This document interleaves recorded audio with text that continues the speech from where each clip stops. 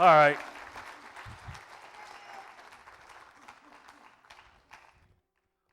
I want a pizza and a beer. Am I allowed to say that in church? I got the table, the stool. Why not? Well, Rick told you my story, so I'm done. All right? I got a new heart. Now, it's great to be here. First of all, I want to say, with all sincerity that I can have, is thank you. So many of you have prayed for me. Some of my classmates are here when we graduated back in 1902. And they look like it. I don't.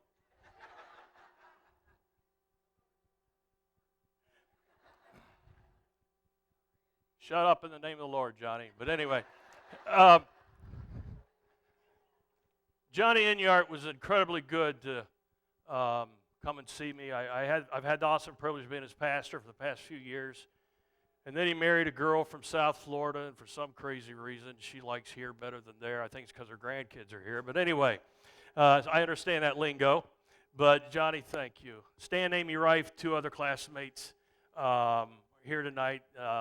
They're from Atlanta, Georgia area, and I could be anywhere from South Texas to New Orleans and New Mexico and Canada. It's just Atlanta goes forever, all directions. But they do live in the Atlanta area, and they were so good to come over and see me at times. And last time I saw them, I was sitting on a couch trying to heal from having transplant surgery. So thank you guys. And some of you were so good to pray. You were so good to text. Drop a note on Facebook, something like that. And just thank you. I appreciate it so very, very, very much. And I'm here because of that. I'm not here because I have a lot of strength. I'm here because God's a big God, and He can whoop anything He wants to whoop into shape, and He did.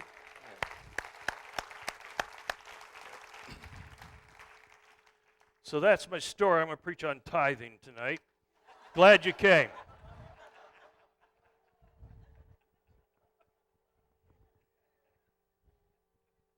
I was born in 1963. And in 1963, they made a beautiful car called a 1963 Chevy Impala. If any of you have one you want a tax write-off for, my church would love to give that to you. But anyway, I was born February 15, 1963, into an incredible family. Not just my immediate family, my parents and my older brothers. They actually were mean to me. But anyway, in fact, my brother Steve, who's here tonight, he and my brother Rod, I remember them telling me that the police had left me on the doorstep. Mom and Dad felt sorry for me and took me in. And that was last week, and I believed them. But anyway, they were rough on me. But I grew up hanging sheetrock, and Rick, he didn't tell me that the police had left me on the doorstep, but he, I'd be trying to hold a drywall board up. I was in 8th grade trying to hold a drywall board up, trying to get a couple nails in it. And Rick would come down there. I mean, he was like somebody with a hammer in his hand. He's like somebody put an air hose somewhere in his body and forgot to turn it off. He was just, man, down that board. And he'd get down there, and he always called me Dean because that's my middle name. And he'd say, Dean, just move on. I can do it faster by myself. And so I grew up with a horrible complex, but God helped me. And He healed that before He healed my heart. But anyway, so 1963, so I'm 54 years of age for those of you who are bad in math, all right? And I'm glad of it. Some of you resent your birthdays. I've always celebrated them for many, many years because I get presents. No, because I knew every year was another gift from God, because at the age of 27, I began to realize I may not see my kids grow up. And because what happened when I was 26, 27, somewhere in that range, I began to have heart attack symptoms, and so I'd go to the hospital, go to the ER, and they'd say, you're too young to have heart problems. And I have several lawyers working on that right now, by the way, but not really. I'm not one of those, okay, so you're okay. But anyway, I'd go, and they would send me home.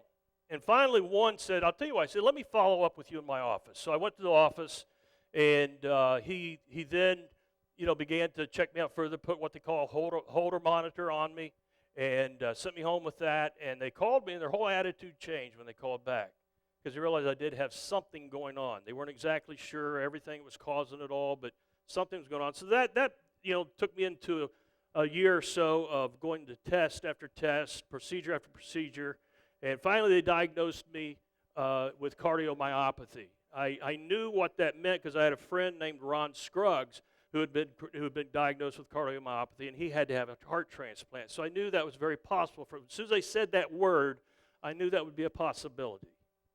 And so, I was young. I was 27. I had these small children. I'd grown up without a dad. My dad was killed when I was in a car wreck when I was 6 years old, and I knew how hard it was to grow up without a dad. And I had feared that for my children, that they'd have to grow up without a dad.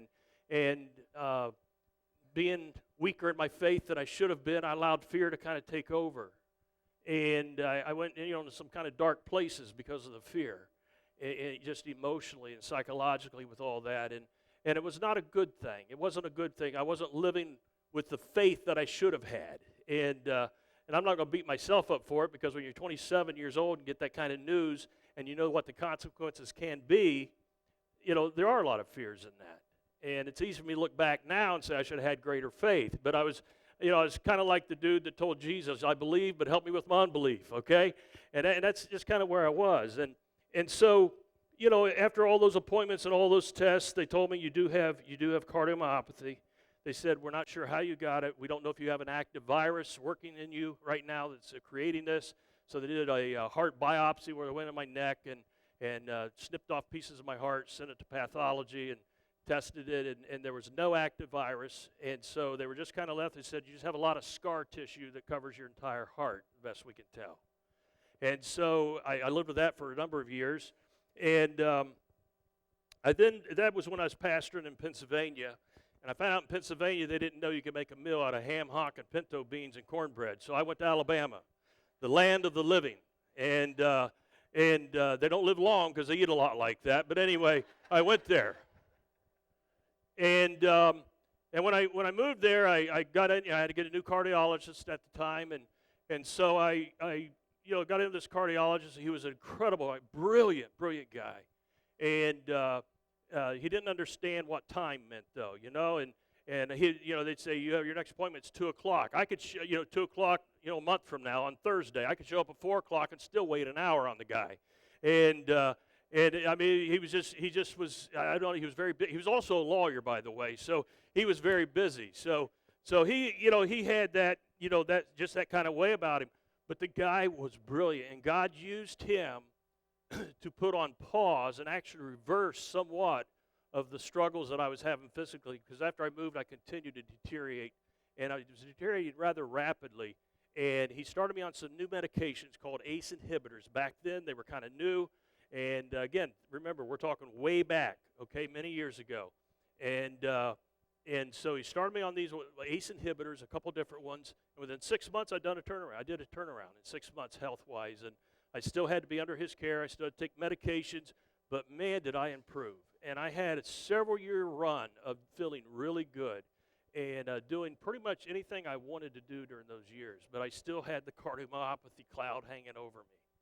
And so we then left Alabama after 11 years, moved here to Stewart, worked at a really great church, and it was a great church. I left it just anyway. No, I'm kidding. It became a great church when I came, I'm kidding. It was a great church then, and it is a great church today, and it was right here at the Grace Place. And thank you, Rick and Karen. So. Served here 4 years, and Rick fired me, so I moved to North Carolina. And I moved to North Carolina, took a church up there as lead pastor again, and I really missed that, and I couldn't wait to get back to be preaching every week. And so God opened that door for us. It was a wonderful opportunity because those people were horrible sinners, and they needed a pastor to preach the gospel. And they about killed me within a year, and I had to have a pacemaker installed. And I told them I got out of the hospital, I said I was doing great, then I moved here. And they all laughed. They were good sports, but it was a rough year, and God has blessed and just done some really great things. But I did have to have a pacemaker implanted, and because my heart rate had just dropped so bad and so suddenly, and then so I lived with that for a few years, and then as I continued to deteriorate, as my ejection fraction output continued, that's the strength that your heart pumps at. And correct, Dr. Crandall? That's right. Yes. And so I would, that was continuing to get lower and lower and lower. And after a while, you become at high risk for sudden death, because you can throw your heart into a deadly rhythm.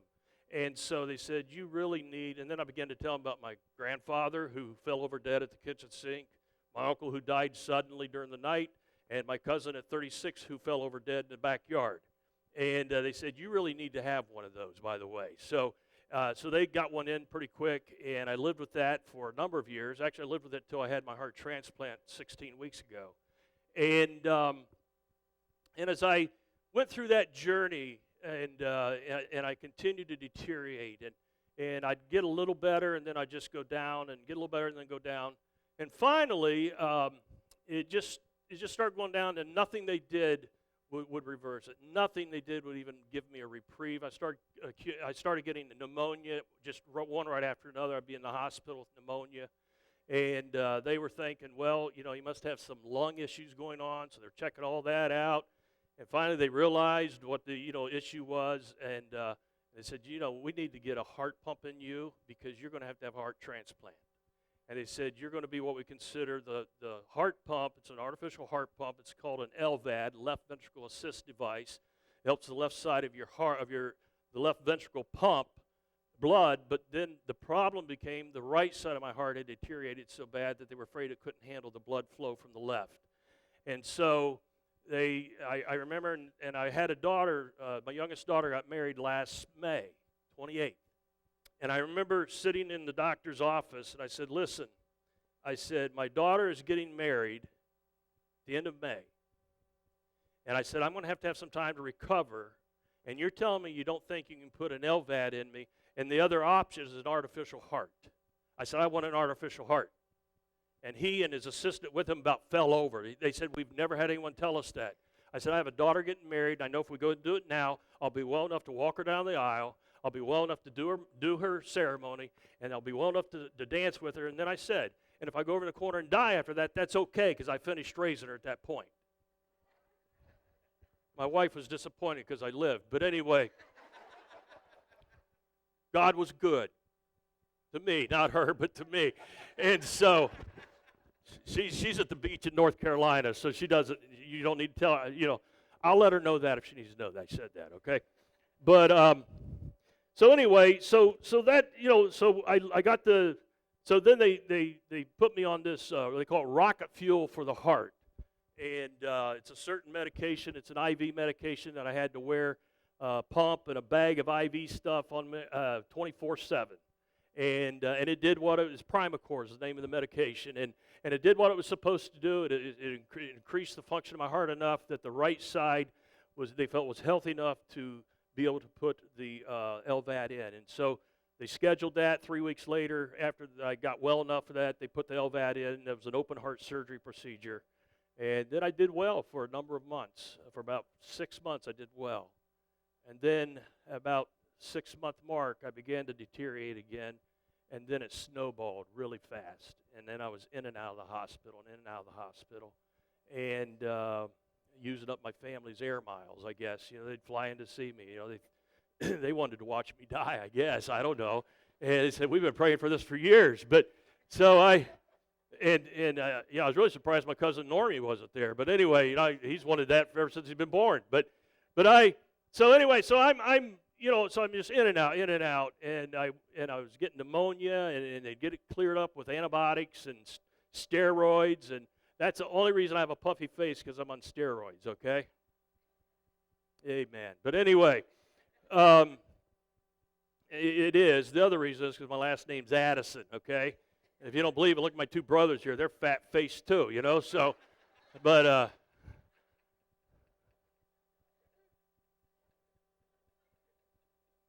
should we have an altar call right now, you think? But anyway, I'll lead the way. But anyway, so they put me on steroids, put me on antibiotics, it'd clear up, send me home. I'd be back in again with it. And I went in for a right heart catheterization because I was feeling so poorly. I was having struggling breathing, everything. And so I'm laying. I call it the holding tank, where they put you in behind around this curtain before they take you in for the procedure. It's a simple procedure. They go through your neck and they take measurements of the heart and different things. And I'd had it before, and I've had a ton of them since. And I'll have them the rest of my life as part of transplant. But anyway, I had those, and I went in for that. They said we're gonna restart you on Primacor to try to get your function better, just try to get you feeling better until we can get you a transplant, heart for transplant. My doctor walked in that morning. He saw me there in the holding tank, and he said, "You're not going anywhere till you get a new heart." And so my address changed from Salisbury, North Carolina, to Charlotte, North Carolina. I had to live in the hospital till a heart became available. And so I was in the hospital a total of 50 days, which is really very short. I talked to my friend Brandon, which many of you prayed for, and I talked to him just yesterday, and he wanted me to tell you all thank you for your prayers, okay? And he's home doing really well. He was in 250 days, and so as a resident. And so he says thank you from North Carolina. And so they came in my room one evening. It was after hours, and I knew what to expect when they came in because I'd asked. They said there will be more than one from the transplant team who will come into your room.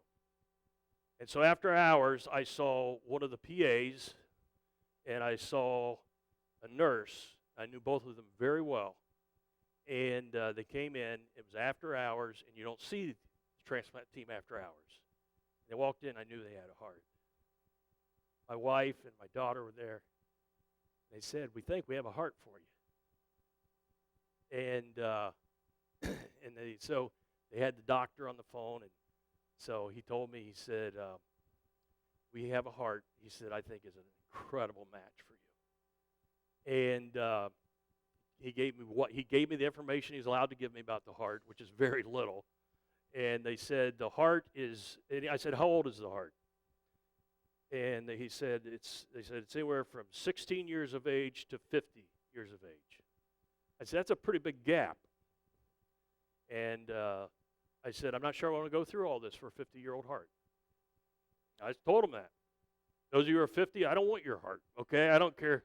You've drank a lot of coffee and eaten a lot of fat by then, okay? And I don't want it. So they said, the closer the heart is to 50, the older the heart is, it has to have what is called a right heart catheterization. And they said, yours did not require that, so that should give you the information you need. So I got a 16-year-old heart, I think. But anyway, I don't know, but I got a young one, and I feel it too, man. I'm full of energy. It's great. I love it. And you thought I was hyper before. Thank God you're not married to me. But anyway, especially if you're a man, okay? It ain't going to happen. I know I'm from North Carolina, but I still know what bathroom to use up there. And in fact, my theory is this: if you think you need to use a women's restroom, and you're a man, you think you need to use a women's restroom in North Carolina, and you follow my wife or one of my children in there, my daughter's in there, you're not going to need neither of those. You're going to need the handicap restroom when you come out of there. I can tell you right now. Amen. Good preaching, brother.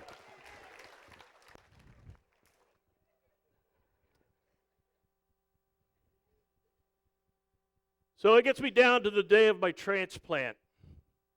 The day of my transplant, I went to bed that night knowing I was getting a heart the next day because my donor was a multiple organ donor. And so naturally they have to leave the heart to the last. And I was wishing I needed, a kidney or something. It's like, man, I had to wait all night. I could do it the night before. But no, really, I was glad I didn't need a kidney. But which, by the way, God's been very good to protect my kidneys through this because they can get really damaged through this process that I've been through, and they still have to watch those. But God has been so good to me in that area, and in all areas. And so I went to bed that night, slept very peacefully. I had a peace that just. God doesn't give you that peace till you need it. I've come to that conclusion. And He doesn't give you grace until you need the grace, to deal with whatever you're facing. And so when God, gave me that peace, I went to bed, I slept, woke up the next morning, I was excited. And, I was weak. I was, I didn't have much life left in me, but I was excited, able to do thumbs ups and everything for pictures. And I was pumped. And so went in, had surgery. But my daughter before that said, Dad, she said, I want you to listen to what Kay loved. You guys have Kay love down here? Yeah, I thought it was everywhere. And so, she said, Dad, I want to read you something. She said, I went on Kay Love's homepage this morning. She said, this is the verse of the day that they had. And I just want to share that with you this evening. And it's simply this. It says, I will give you a new heart and put a new spirit in you. Now, that was the word of the Lord for me, okay? Then he had a word for my brother Rick. It said, I will remove from you your heart of stone and give you a heart of flesh.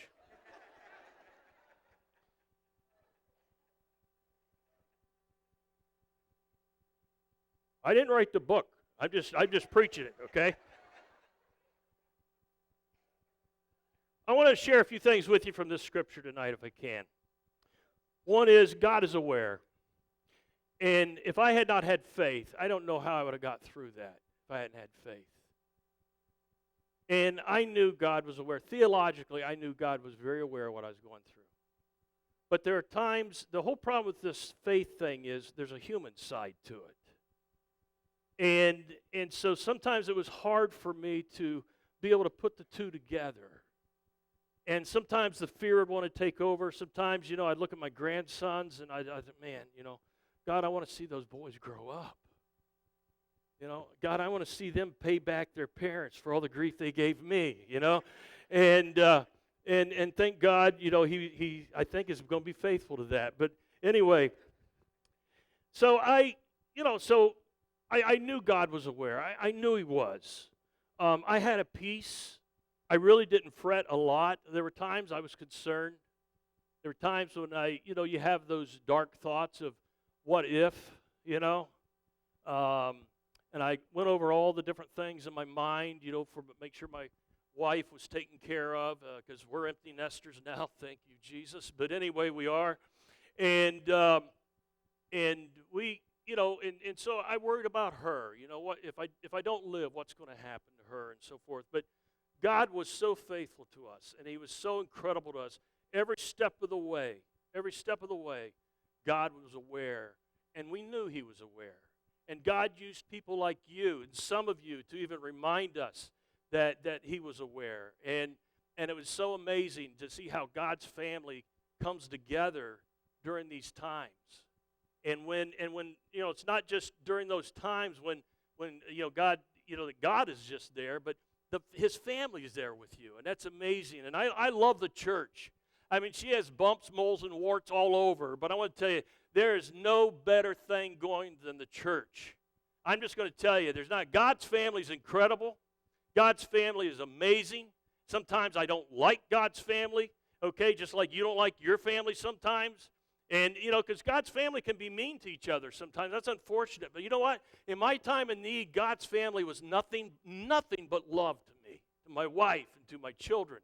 And it was just amazing. And I'm so thankful for that.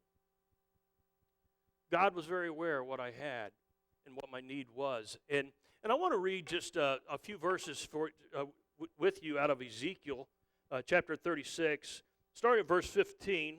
It says, no longer will I make you hear the taunts of the nations, and no longer will you suffer the scorn of the people or cause your nation to fall, declares the sovereign Lord. It's what had happened. Israel had sinned, and God had just kind of handed them over and scattered them among the nations around them.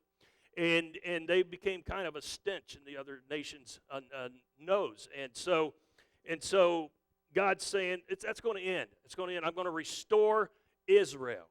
And so I pick up here in verse 22, and it says, therefore say to the Israelites, God's talking to Ezekiel, say to the Israelites, this is what the sovereign Lord says. It is not for your sake, people of Israel, that I am going to do these things. That's restore them. But for the sake of my holy name, which you have profaned among the nations where you have gone.